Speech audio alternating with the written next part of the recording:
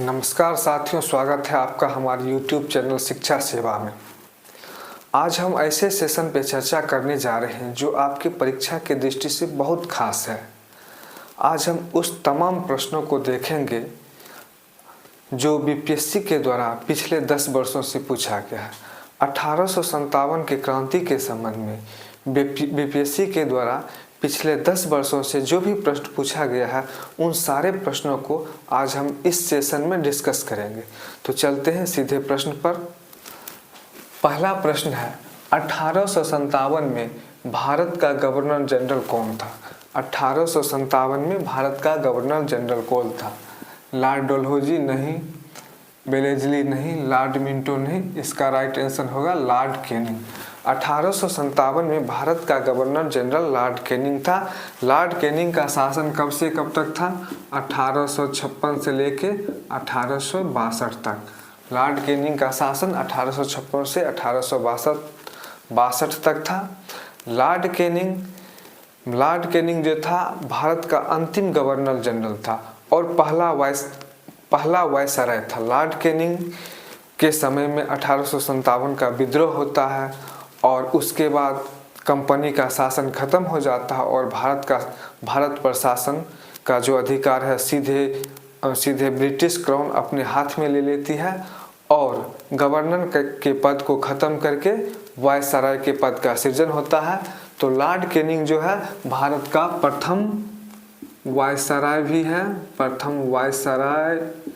है Lord Canning और अंतिम गवर्नर भी है लॉर्ड कैनिंग। और अंतिम गवर्नर लॉर्ड कैनिंग जो है प्रथम वायसराय भी है और अंतिम गवर्नर भी है। देखते हैं नेक्स्ट क्वेश्चन। भारतीय सेना में एनफील्ड राइफल कब शामिल किया गया? अक्टूबर 1856, नवंबर 1856, सितंबर 1856, दिसंबर 1856। भारतीय सेना में एनफील्ड राइफल दिसंबर 1856 में शामिल किया गया। इसका राइट आंसर होगा दिसंबर 1856। इसके पहले भारतीय सेना में लोहे वाले राइफल था। भारतीय सेना में एनफील्ड राइफल को दिसंबर 1856 में शामिल किया गया था। एनफील्ड राइफल जो था किस राइफल का जगह ले रहा था?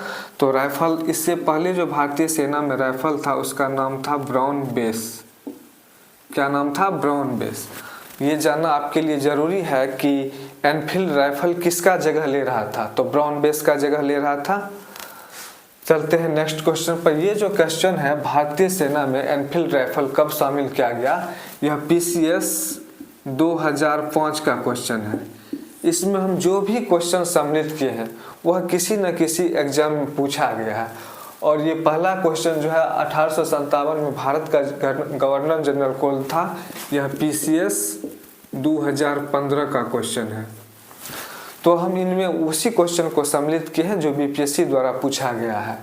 चलिए नेक्स्ट क्वेश्चन। 1857 के विद्रोह का बिहार में 15 जुलाई 1857 से 20 जनवरी 1858 तक केंद्र था। मतलब 1857 से 20 जनवरी 1858 तक केंद्र था रामपुर, जगदीशपुर, छपरा, मुंगेर। रामपुर नहीं था, छपरा नहीं था, मुंगेर नहीं था। इसका राइट आंसर होगा जगदीशपुर। जगदीशपुर के नेता कौन थे? बाबू कुंवर सिंह,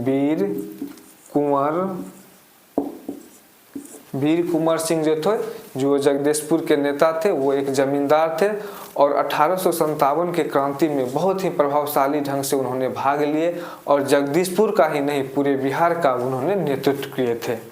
तो देखते हैं नेक्स्ट प्रश्न।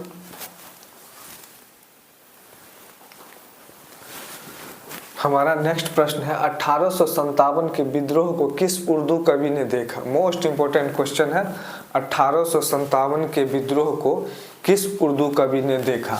मीर तकी, मीर, जोंक, गालिब और इकबाल। इसका राइट आंसर होगा गालिब। 1857 के विद्रोह को गालिब ने अपने आंखों से देखा। निम्नलिखित में कौन सा ईस्ट इंडिया कंपनी के सिपाहियों को विद्रोही बनाने का कारण नहीं है? निम्नलिखित में कौन सा ईस्ट इंडिया कंपनी के सिपाहियों को विद्रोही बनाने का कारण नहीं है? दोस्तों यह क्वेश्चन जो है 2018 के बीपीएससी एग्जाम में पूछा गया है। 2018 के बीपीएससी द्वारा जो आयोजित एग्जाम होता है उसमें पूछा गया है। मोस्ट इम्पोर्टेंट क्वेश्चन है।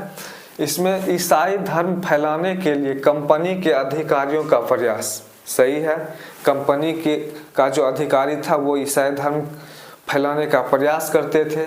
जहाज पर यात्रा करने के लिए सिपाहियों का आदेश, जहाज पर यात्रा के लिए भी सिपाही को आदेश दिया था, जिसे सिपाही धर्म भ्रष्ट समझता था। और जहाज पर जो यात्रा करना था उस समय में सिपाही इसे अपने धर्म को नष्ट होने के बराबर मानता था। मतलब समुद्र यात्रा से सिपाही अपने आप को वंचित रखना चाहता था। और भत्ते की रोकथाम, ये भी सही कारण है। अधिकारियों की अक्षमता, यानी ये तीनों कारण जो है सही है जो उसे विद्रोही बनाता था। लेकिन हमें खोजना है गलत आंसर, यानी विद्रोही बनाने का कारण नहीं था। अधिकारियों की अक्षमता, उस समय का जो अधिकारी था वो बहुत योग्य होते थे, अक्षमता उसमें नहीं था। इतना योग्य था कि 90 वर्ष में पूरे भारत में अपना साम्राज्य फैला दिया। तो इसका राइट आंसर होगा अधिकारियों की अक्षमता। देखते हैं नेक्स्ट प्रश्न।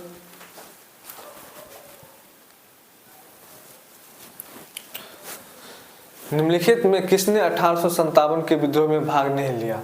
ये क्वेश्चन काफी इंपॉर्टेंट है, कई बार एग्जाम में पूछा भी जा चुका है। खेतीहर, मजदूर, साहूकार, कृषि, जमींदार।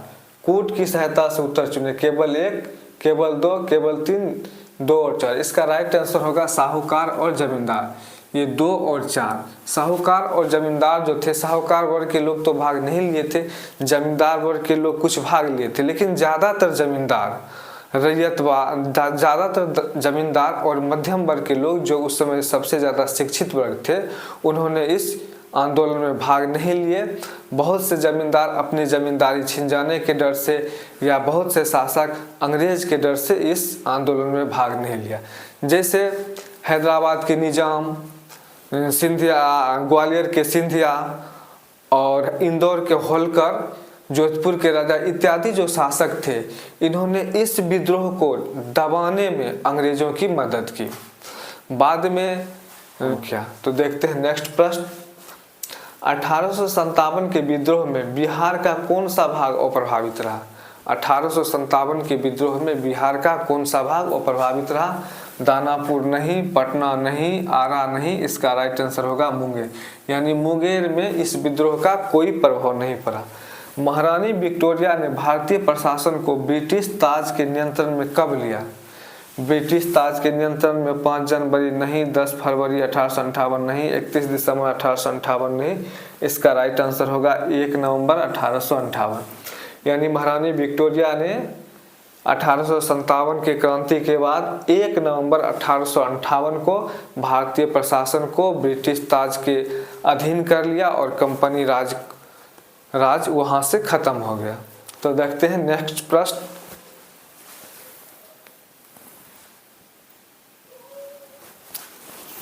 हमारा नेक्स्ट क्वेश्चन है 1857 का विद्रोह लखनऊ में किसके नेतृत्व में आगे बढ़ा? लखनऊ में 1857 का विद्रोह रानी लक्ष्मीबाई के नेतृत्व में नहीं, नाना साहब नहीं। इसका राइट आंसर होगा बेगम हजरत महल। राइट आंसर है बेगम हजरत महल। रानी लक्ष्मीबाई के नेतृत्व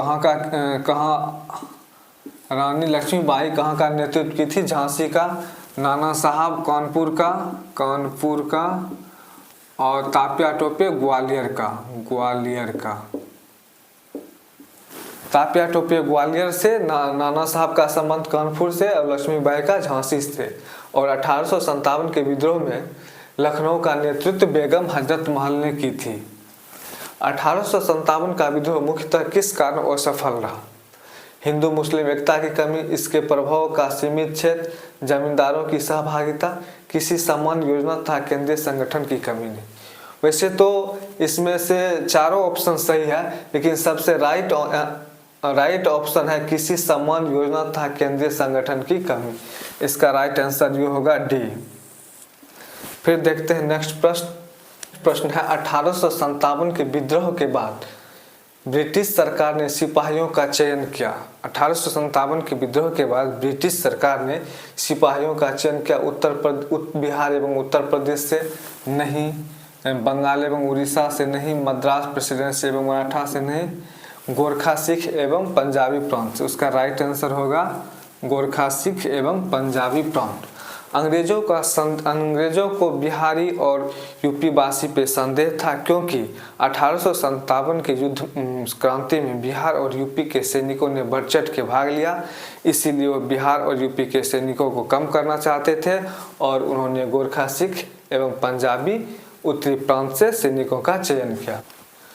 निम्नलिखित में किसने 1857 के विद्रोह को एक षड्यंत्र की संज्ञा दी है? सर जेम्स आउटरम एवं W Taylor, B D. Savarkar, sir John Lawrence, T R. Holmes.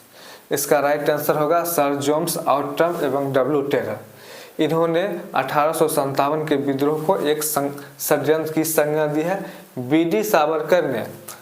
Savarkar ने बताया है कि यह विद्रोह राष्ट्रीय स्वतंत्रता के लिए सुनियोजित युद्ध था। बी.डी. सावरकर के अनुसार यह विद्रोह राष्ट्रीय स्वतंत्रता के लिए सुनियोजित युद्ध था। फिर सर जॉन लॉरेंस का कथन है यह केवल सैनिकों का विद्रोह था। सर जॉन लॉरेंस का कथन है यह केवल सैनिकों का विद्रोह था। टी.आर. होम्स का कथन है यह सभ्यता एवं बर्बरता का संघर्ष है। यह सभ्यता एवं बर्बरता का संघर्ष था। तो इस प्रकार अनेक विद्वानों ने अनेक तरह से इस विद्रोह के बारे में, इस विद्रोह को परिभाषित किया है। तो अगर आपको ये वीडियो पसंद आए तो हमें लाइक करें, कमेंट करें और अपने दोस्तों के साथ शेयर करें। फिर मिलेंगे नेक्स्ट वीडियो में, तब तक के लिए जय हिंद।